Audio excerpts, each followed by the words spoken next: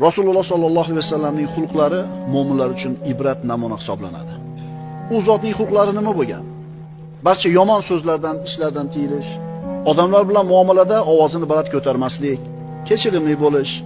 zimmasidagi vazifani bajarishda sustkashlik qilmaslik, ko'p kulmaslik, hojatmandlarning hojatlarini ravo qilishga shoshilishlik, oilasiga uy ishlarida ko'mak berish, hayitlarda, to'ylarda eng yaxshi kiyimlarni kiyish, oz ovqat bilan kifoyalanishlik, ortiqcha maqtovga rozi bo'lmaslik,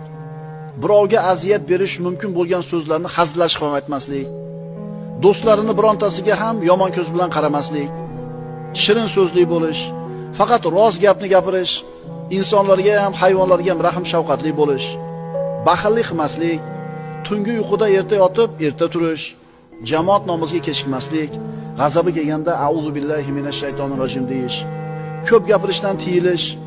Qur'oni Karimni tushunib, tadabbur bilan qiroat qilish va o'zgalarni tilovatni ham tinglab yurish, doim xushbo'yliklar ishlatib yurish,